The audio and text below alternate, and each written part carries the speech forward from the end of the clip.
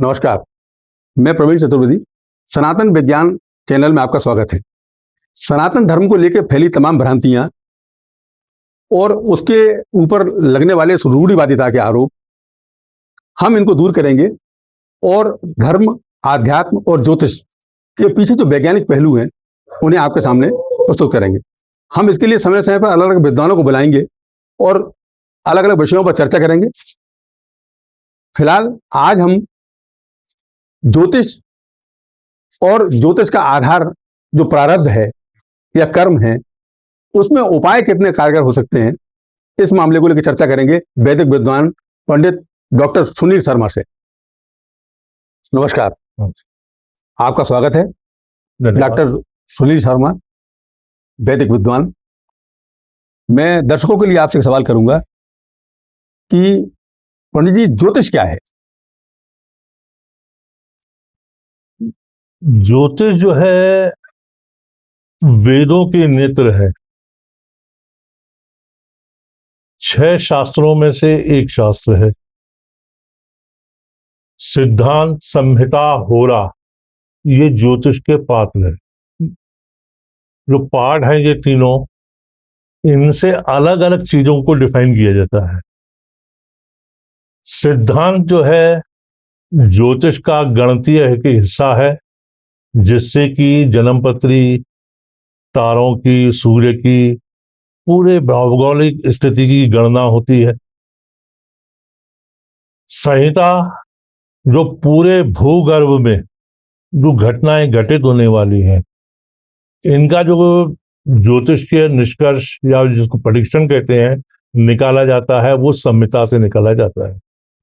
होरा ये जो है जातक के लिए इस्तेमाल करने वाला है।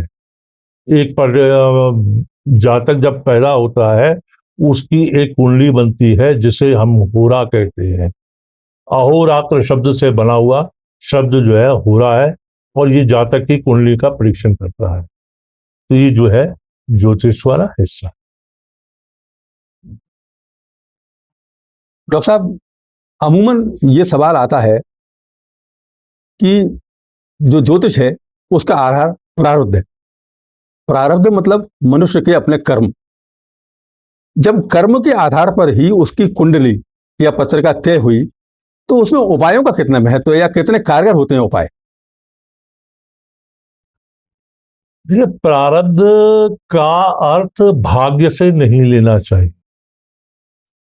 प्रारब्ध का अर्थ ही कर्म है, और कर्म जो है 3 प्रकार के होते हैं। पहला होता है संचित, दूसरा होता है प्रारब्ध, और तीसरा होता है क्रियमा। संचित कर्म आपकी एक प्रकार से एफडी के तरीके से हैं, जो आपके एकत्रित होते रहते हैं। जब विधाता ने आपको जन्म दिया, तब क्या किया कि उन संचित कर्मों का एक पार्ट निकालकर आपको दे दिया कि ये आपको पृथ्वी पर भोगना है, जिसे आप प्रारब्ध कहते हैं, कुछ लोग इसको भाग्य कहते हैं, कि भाग्य में लिखा हुआ है। और तीसरा कर्म होता है क्रियमाण, जो आपको यहां पर आकर करना पड़ता है। जो क्रियमाण कर्म है, इनमें भी 2 प्रकार के हैं। एक तो वो कर्म है जिनका फल आपको एक समय के बाद मिलता है, लेकिन दूसरा कर्म ऐसा है जिसका तत्क्षण आपको फल मिल जाता है। जैसे आप आग में हाथ डाल दीजिए, आपका हाथ जल जाएगा। आप परीक्षा का रिजल्ट परीक्षा दीजिए, आपको रिजल्ट मिल जाएगा कि पास है या फेल। आप कोई चीज बेचेंगे, आपको मुनाफा या हानि तत्काल हो जाएगी। लेकिन कुछ अच्छे कर्म जब आप करते हैं, कभी आप जो है किसी की सेवा करते हैं, किसी पशु की, मानव की, तो किसी भी प्राणी की, तो उसका जो पारितोषिक है वो आपके का फल जो है आपको एक समय के बाद मिलता है। मतलब सरल शब्दों में माने तो अपन ये है कि एक कर्म वो है जो लॉन्ग टाइम इन्वेस्टमेंट है, कि जैसे हमने एक भूमि खरीदी और उसको 20 साल बाद बेचा तो उससे एक बहुत मुनाफा हुआ। तो ऐसे जो कर्म आपके संग में चलते हैं, जो बाद में दीर्घगामी परिणाम देते हैं। देते हैं। पंडित, मैं ये निवेदन कर रहा था इसमें कि यदि कर्मों के आधार पर पूरा ज्योतिष है, तो फिर उपायों की वास्तविकता क्या है? जैसा कि मैंने आपको बताया कि क्रियामाण कर्म, जो कर्म है वो तो सबसे पहले प्रधान है, और प्रधान कर्म में ही आपके उपाय जो है सम्मिलित होते हैं। जैसा कि आप ये मान लें कि किसी व्यक्ति को वायरल फीवर आ गया। अब वायरल फीवर आया, वो क्या इस बात को मान लेगा कि मेरे कर्म में ही जो है बुखार लिखा था? तब वो सबसे पहला क्या करता है कि डॉक्टर के पास जाएगा, और डॉक्टर ने एक टैबलेट लिख के दे दी जिससे उसका बुखार जो है एक समय सीमा के लिए उसका उतर जाएगा। ठीक है, समाप्त नहीं होता। वो बुखार 2 दिन 3 दिन चल सकता है उसका, लेकिन वो लगातार दवाई खाने के बाद जो है उसका बुखार 3 दिन में बाद उतर जाता है। उसके बाद उसे दवाई खाने की आवश्यकता नहीं पड़ती। इसी प्रकार ज्योतिष के उपाय होते हैं। उपाय का अर्थ आप इससे कतई न लगाएं कि आपके पास ऐसा करने से ऐसा होना शुरू हो जाएगा। उपाय आपके कर्म में, आपके जो कर्म कर रहे हैं उनको बलशाली और बनाता है, जिससे आपका जीवन सुगम। पंडित जी, मैं भी ज्योतिष का जिज्ञासु हूँ, और जैसा कि हम लोगों को आप जैसे विद्वानों से पता लगा कि ज्योतिष केवल उपाय का शास्त्र नहीं है, बल्कि एक सनातन जीवन शैली है। ज्योतिष की जीवन शैली के अनुसार आप सुबह उठे, सबसे पहले आपने नित्य कर्म से निवृत्त होकर व्यायाम किया, व्यायाम करते आपका मंगल एक्टिव हो गया। उसके बाद आप नहाए धोए, उसमें आपका शुक्र एक्टिव हुआ। उसके बाद आपने पूजा की, आपका गुरु एक्टिव हुआ। आपने सूर्य को जल दिया, सूर्य एक्टिव हुआ। माता पिता के पैर छुए, चंद्रमा और सूर्य एक्टिव हुआ। आपने गाय की रोटी निकाली, कुत्ते की रोटी निकाली, पक्षियों को सतनया डाला या नाच डाला। इससे आपके सातों ग्रह दिन भर की दिनचर्या में बैलेंस हो गए। लेकिन इसके बाद भी इसको ना करते हुए और आदमी ज्योतिषीय उपायों की तरफ जा रहा है। यदि वो जीवन शैली को छोड़ता है और उपायों को करता है, तो फिर उपाय कितने कारगर होंगे? अनुज जी, बहुत अच्छी बात है ये कि आपने देखा होगा कि महानगरीय निवासियों को व्यस्तताएं बहुत ज्यादा हो गई, तो उनकी जीवन शैली जो है प्रतिदिन बदलती जा रही है,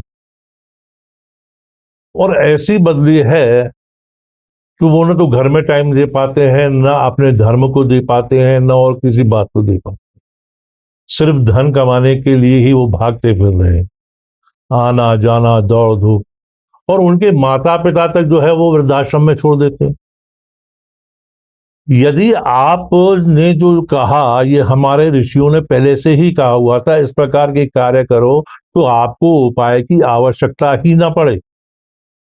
लेकिन आपके माता पिता वृद्धाश्रम में, अब आपके पिता जो है सूर्य जो है बिगड़ गया, माता से चंद्रमा बिगड़ गया। अब आप मोती पहने, आप माणिक पहने, इस प्रकार के जब आपको परेशानी होती है, तब आप जो बाकी ज्योतिष के उपाय हैं उनकी ओर निहारते रहते हैं कि शायद अब ये जो है उपाय हमें कारगर सिद्ध होंगे।